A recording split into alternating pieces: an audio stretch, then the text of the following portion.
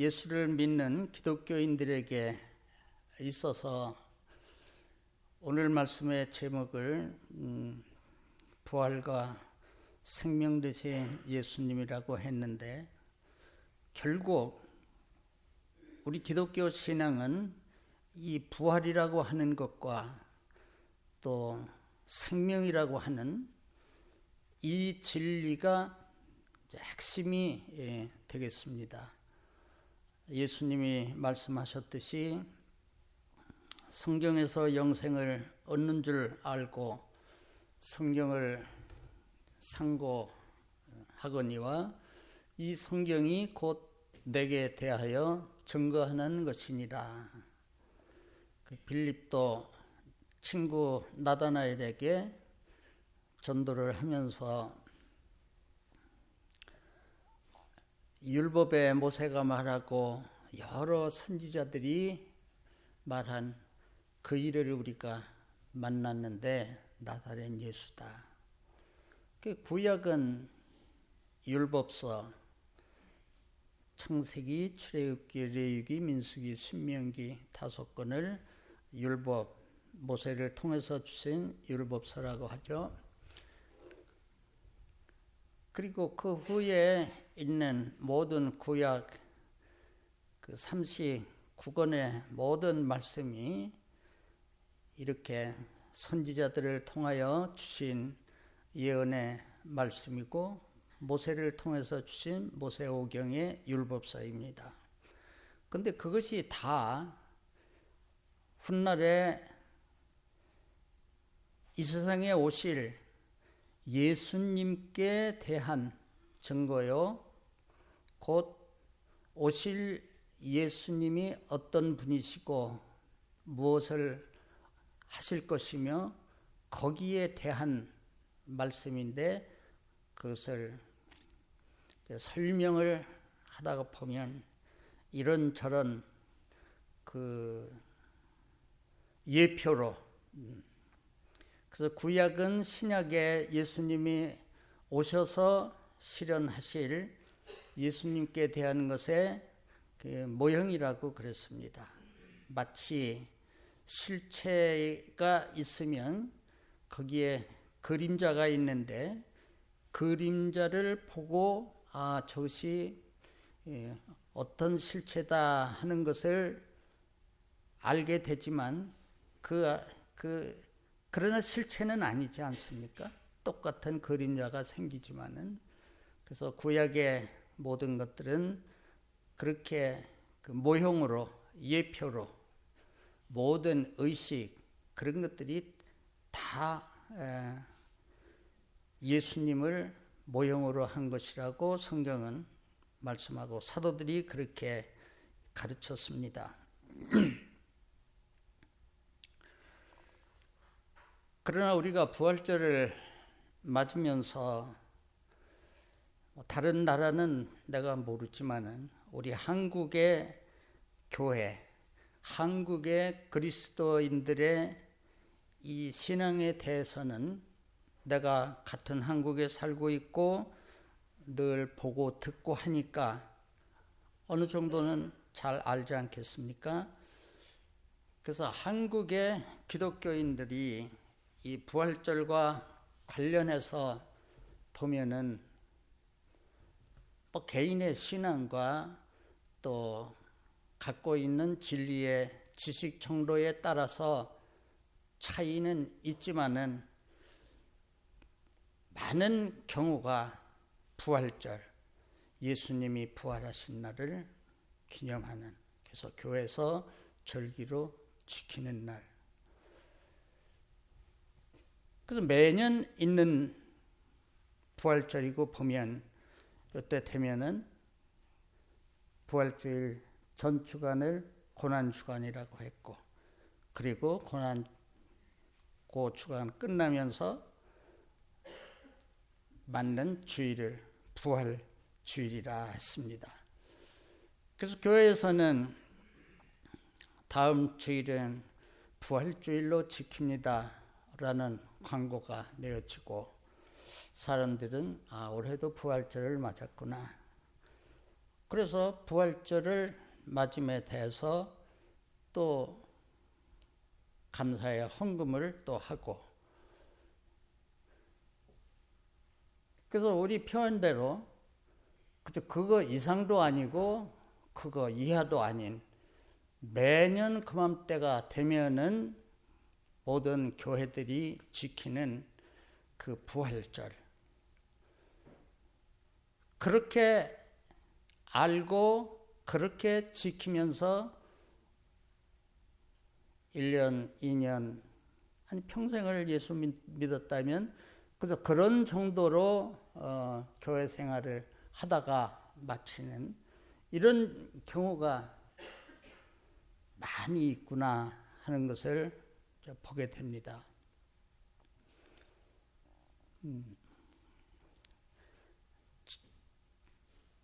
지난 4월 2일 날이 우리 딸 생일날이에요.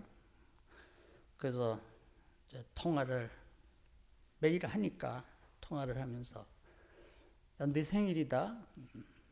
뭐 생일은 뭐 이거 어떡하나, 딸 생일을 맞아가지고 한국에 있으면은 내가 좀 맛있는 것도 사주고 생일을 축하해 줄 수 있겠다마는 내가 돈 좀 보내주랴 그랬더니 나는 뭐 통장도 뭐 없고 뭐 어쩌고 그래. 아무튼 그러면 아빠는 마음으로 축하하니까 가족들 나가서 그래도 맛있는 거 사 먹으라, 외식하라 내가 그랬거든요. 그랬더니 우리 딸이 뭐 외식은 뭐 고난 주간인데 뭐 그래. 그러길래 내가 바리새 교인이 여기 또 하나 있구나 그랬더니 아빠 무슨 아니 고난 주간이긴 하다마는 그 가족들끼리 생일 있어서 밖에 나가서 뭐 외식하는데 그게 고난 주간하고 무슨 상관이 있어? 그래도요.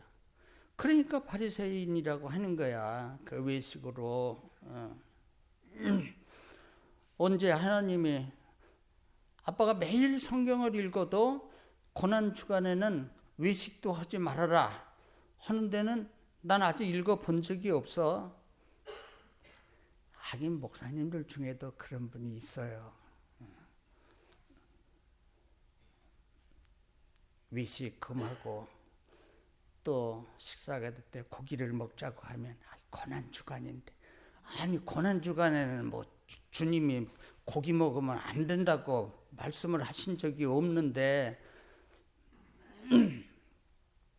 우리 딸은 뭐 목사의 자녀로 태어나서 신앙생활을 했으니까 이제 그런 것은 고난 주간이라는 건 말만 그렇게 했던 뿐이지 사실은 뭐 좀 살을 좀 빼야 되겠다고 해서 지가 작심하고 YMCA 헬스장에 가서 운동을 좀 하고 있거든요. 그래서 자기가 말한 거를 우리 다은이가 아마 엄마를 좀 비웃었나 봐.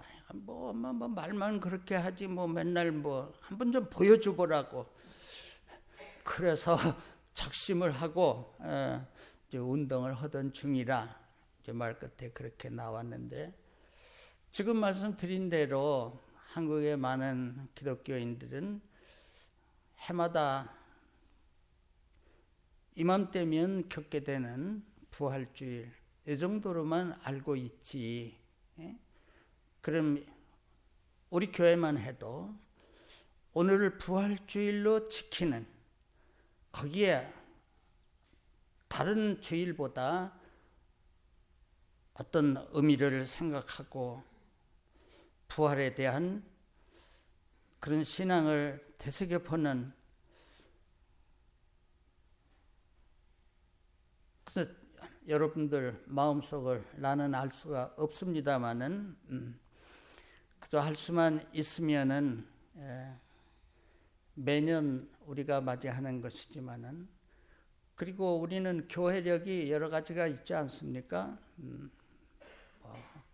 맥주절도 있고 추수감사절도 있고 어버이 주일, 어린이 주일 이렇게 있는데, 요 부활주일은 전 세계 교회가 통일되게 오늘 지킵니다. 요 주일을. 그게 우린 다른 절기는 추수감사 주일이나 맥주 주일을 한국 교회가 대부분 지키지만, 교회 사정에 따라서 첫 주에도 지키고, 우리는 내가 있을 때는 편리상 세 번째 주일로 나는 32년 동안 당보를 받고 지켜왔지만은, 다른 교회는 첫 주에 하는 데도 있고 11월에 하는 데도 있고 그래요. 근데 부활주일은 한국 교회뿐만 아니라 모든 전 세계 교회가 그렇게 지킵니다. 이는 AD 325년 그때에 개최된 니케아 회의에서 이 부활절 날짜를 통일을 했습니다. 그래서 어떻게 통일했냐 하면, 춘분이 지나고 만월이 되는 첫 보름이 되는 거기에서 첫 주. 그러니까 올해는 3월 20일이 춘분이었었고, 그리고 보름이 지난 4월 2일이었습니다. 4월 2일이었으니까, 그리고 바로 첫 번째로 맞는 주일이 오늘이거든요. 예. 그렇게 아시면 되겠습니다. 325년에 기독교 그 역사에 있어서 중요한 그 회의인 니케아 회의, 그 지금의 터키 나라의 이제 그 지명입니다.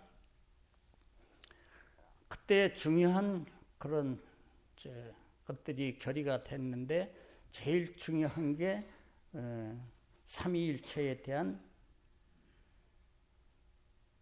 올바른, 그 당시에 아리우스파라고 하는 그 이단이 있어서 서로 논쟁을 하고 했었는데, 그때 325년 니케아 회의에서는 아리우스의 주장이 이단인 것을 거기서 확인을 하고, 그들을 이단으로 정죄하고, 그리고 이 부활절을 지금 말씀드린 대로 춘분 후 첫 만월이 되고, 그리고 바로 맞는 그 주일을 부활절로 하자, 이렇게 이제 통일이 돼서 지금까지 부활절은 그렇게 이제 지켜오고 있습니다.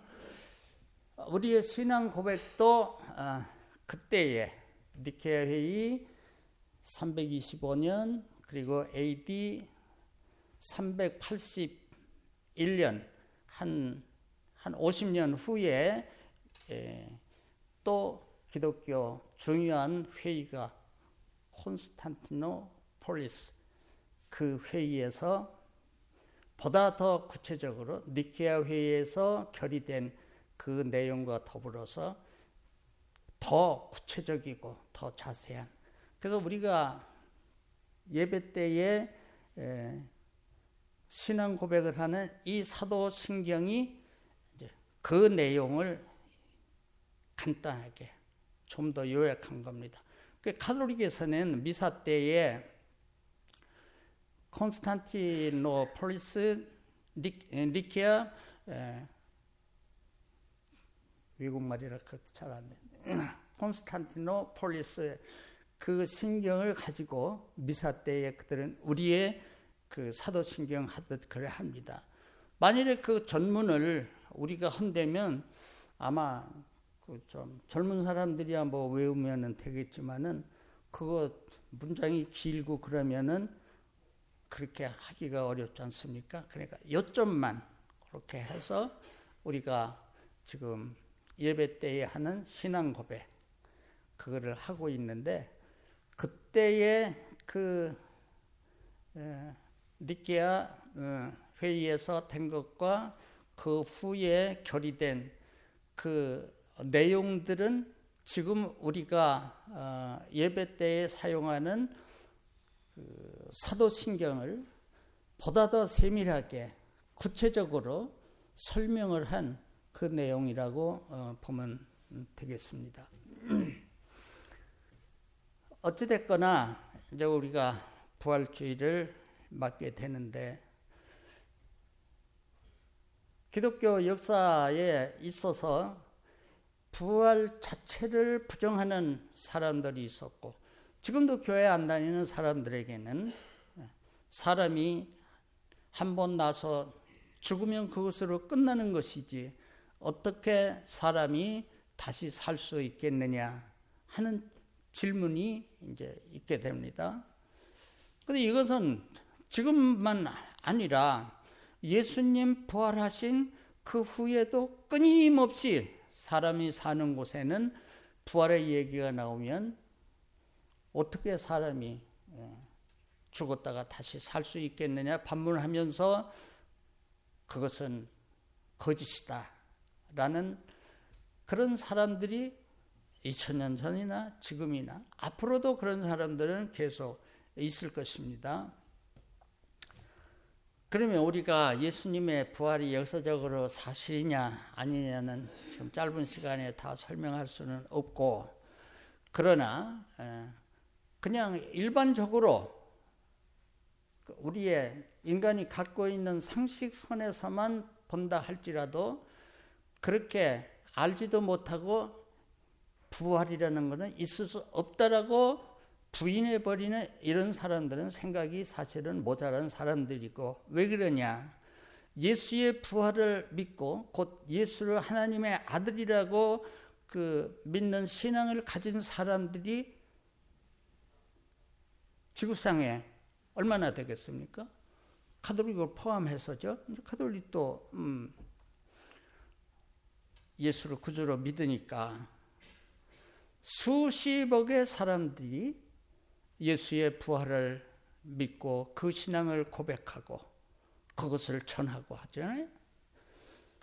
그러면 그 수십억의 부활을 믿는 사람들은 전부 생각이 모자라고 지능이 떨어지고 지식도 별 볼 일 없는 사람들이냐?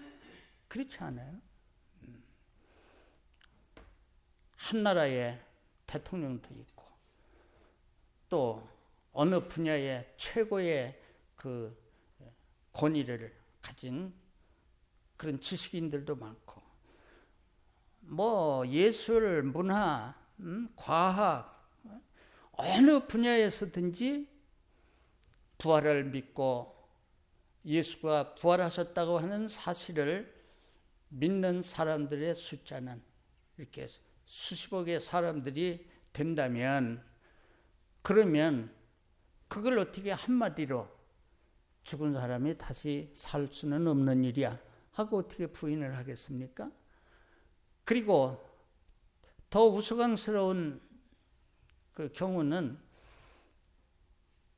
천국도 부인하고 지옥도 부인하고 부활도 부인하는 이런 사람들도, 그리고 종교를 갖지 않았다고 나는 무종교야 하는 사람도 사실 무종교라고 하는 것은 존재하지 않습니다.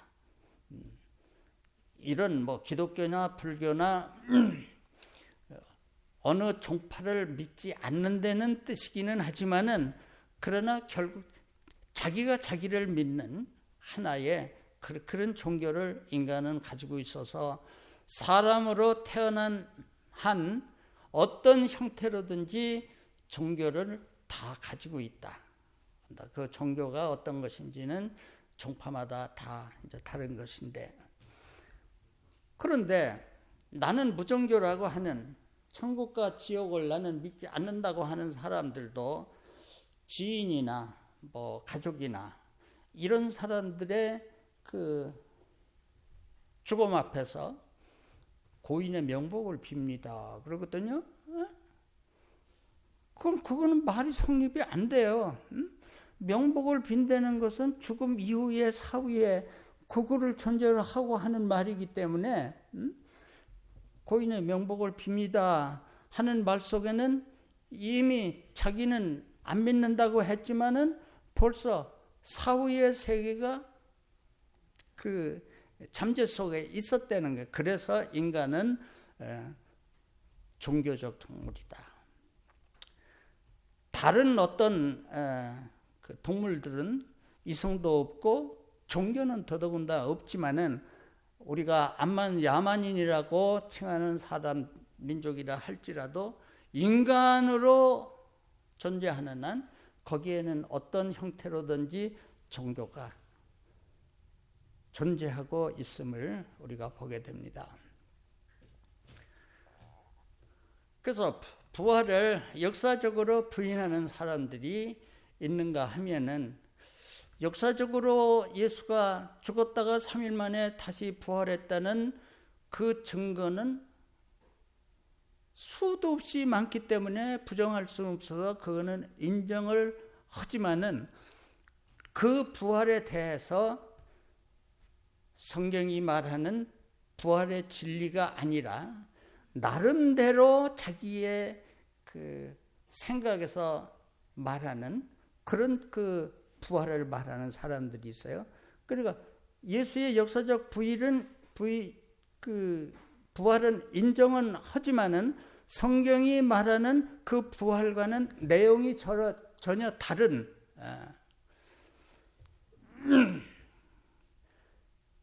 그런 경우를 우리들이 보게 됩니다. 그래서 우리가 부활절을 맞으면서 우리는 역사적 예수를 부인하면 여기 이 자리에 있지도 않죠. 만일에 그 부활 자체가 어떤 사람들처럼 있을 수 없는 일이라면 사도 바울이 말한 것처럼 우리는 이 세상에서 가장 불쌍한 자고 그리고 아주 거짓말쟁이에 지나지 않는다.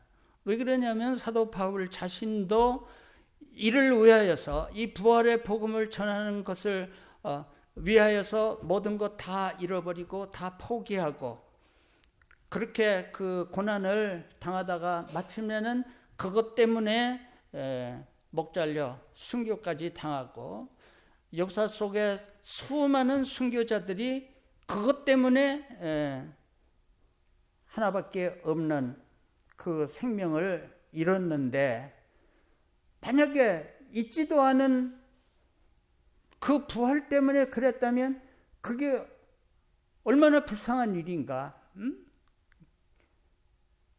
있지도 않은 것 그거를 목숨 걸고 지키고 그거를 전했다면 그리고 거짓말쟁이죠. 있지도 않은 것을 갖다가 부활을 전했으니까.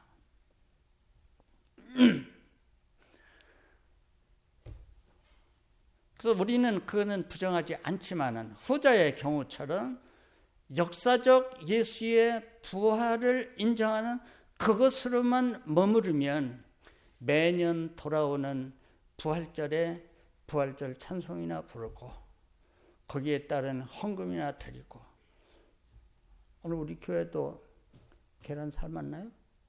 응?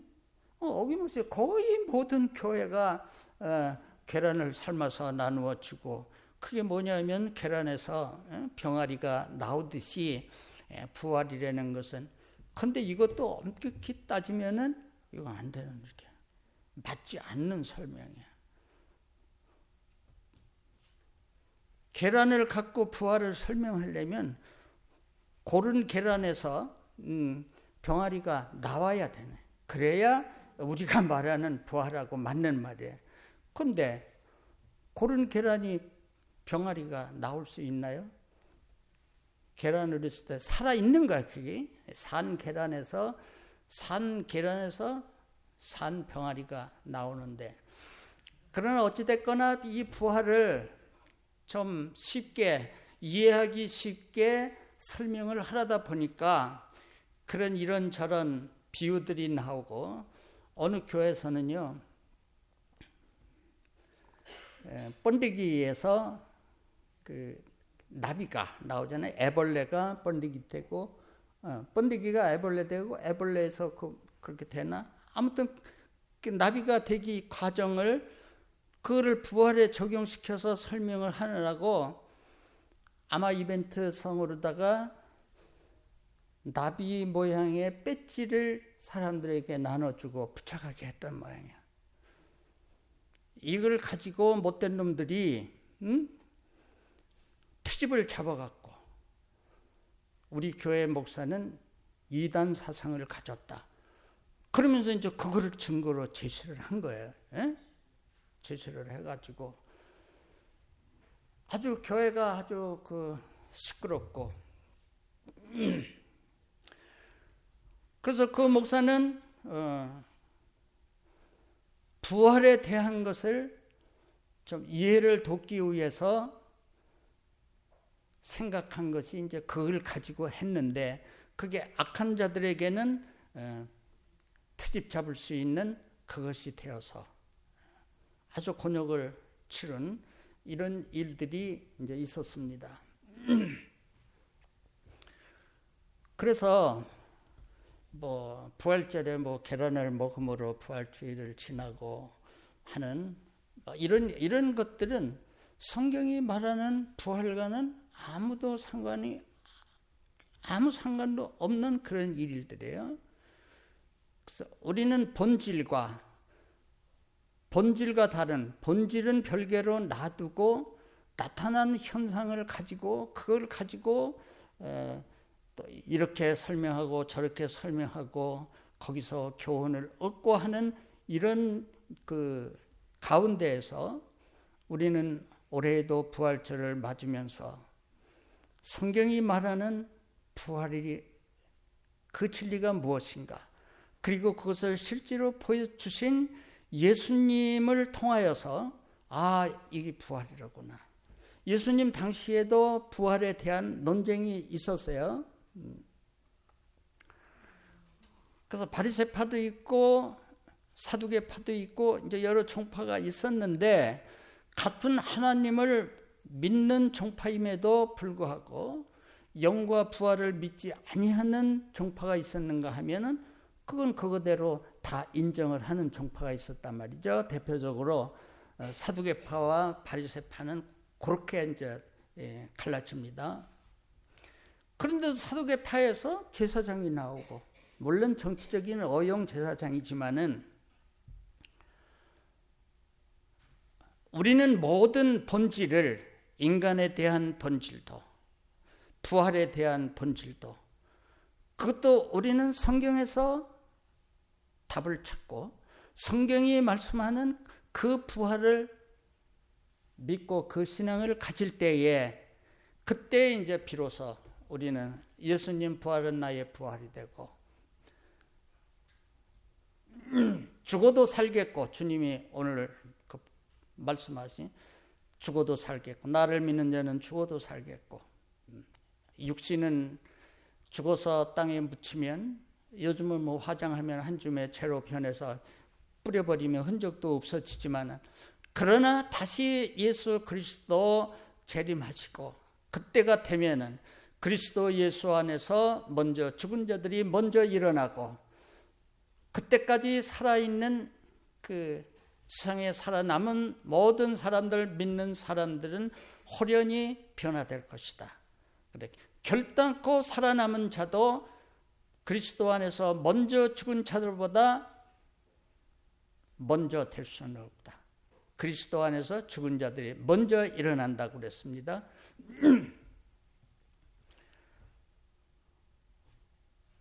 그래, 2000년 전에도 부활의 논쟁이 있고,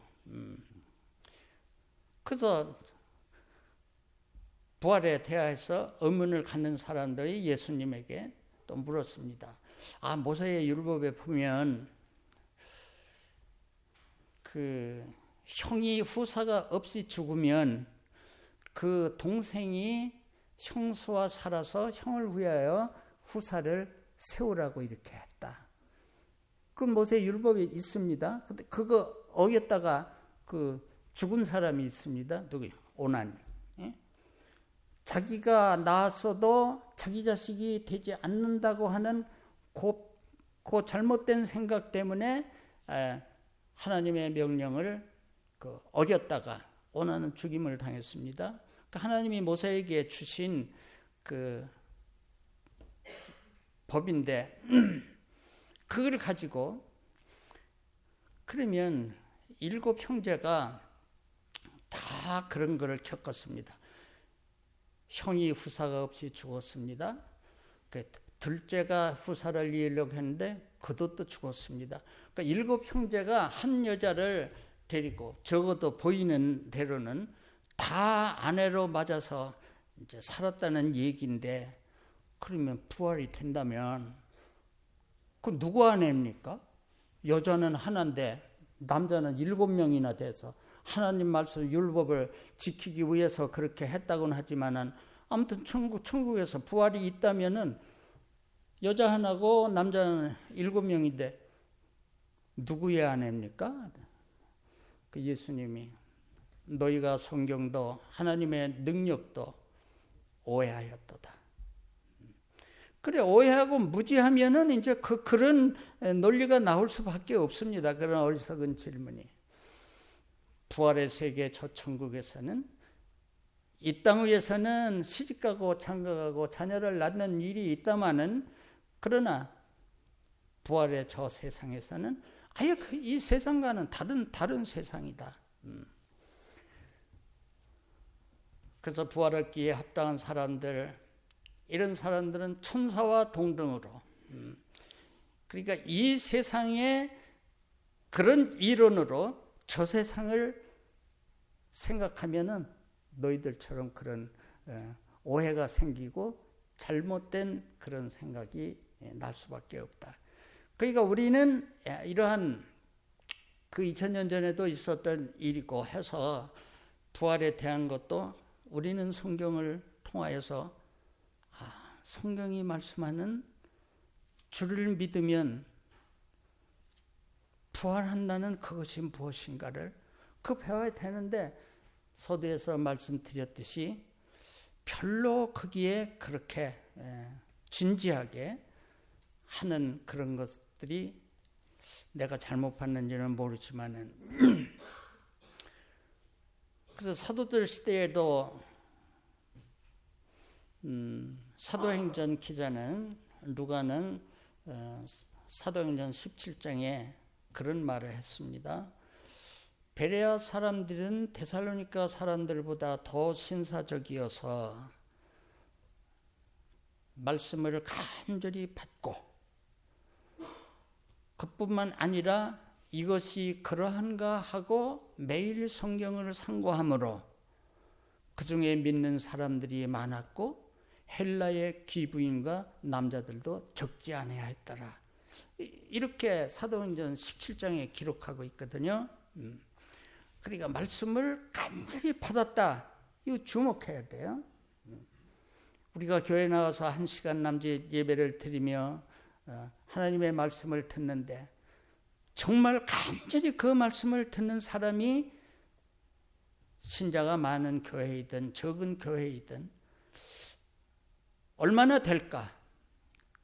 그 모든 사람이 다 그러해야 됨에도 간절히 말씀을 듣는 사람이 있는가 하면은 그냥 그 시간 거기에 머무르다가 시간 끝나면은 그냥 돌아가는 이런 사람들도 많이 있을 터이니 이런 사람들이 성경이 말하는 그 부활에 대한 것을 제대로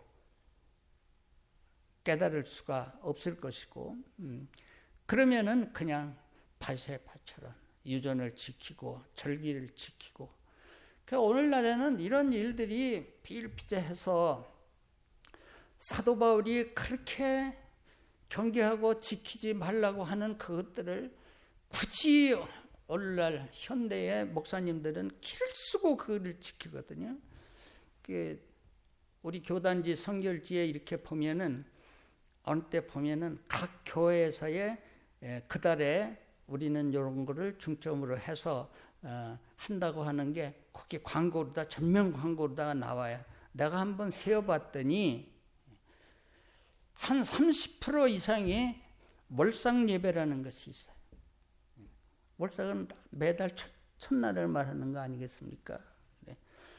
사도 바울이 월삭이나 날이나 절기나 해나 뭐 이런 것들 지키지 말라고 그렇게 경고를 했음에도 오늘 목사님들은 그걸 무슨 특별히 무슨 다른 교회에서 안 하는 것을 당신네들은 하기 때문에 그거를 자랑이라도 하듯 그러하는데, 사람들이 저 월삭에 대한 그 나름대로의 진리에 대한 신념을 가지고 헌다면 그거야 뭐 그 사람의 신념이니까 말할 수 없지만은, 다른 교회에서 월삭 예배를 드리니까 또 우리도 하자, 뭐 이런 경우가 태반이다 보면은 부활주일도 마찬가지로 그런 식이 될 수밖에 없다.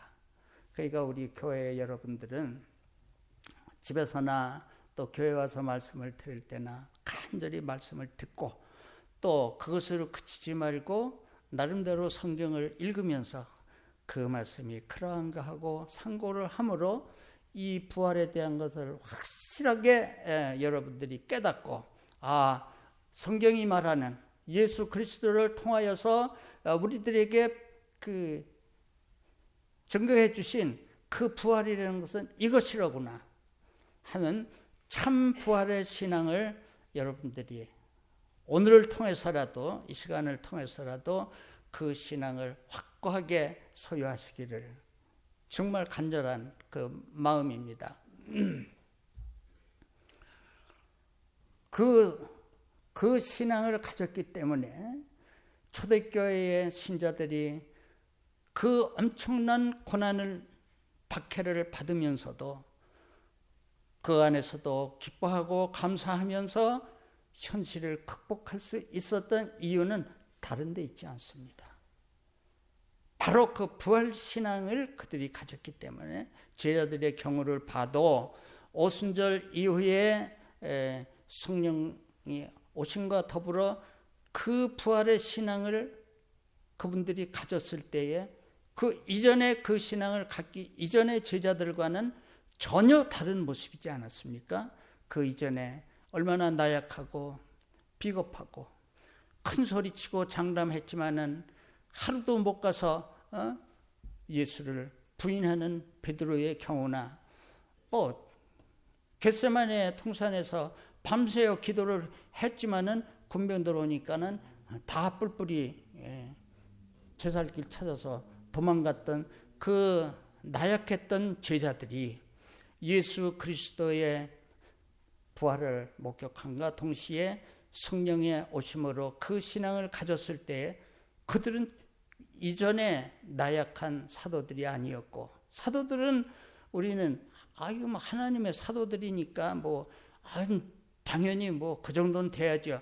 그래, 그럼 사도들은 그렇다 손 치더라도 당시의 초대교회의 일반 신자들은 그러면 어찌했나? 그분들도 삶 속에서 그러했다는 겁니다.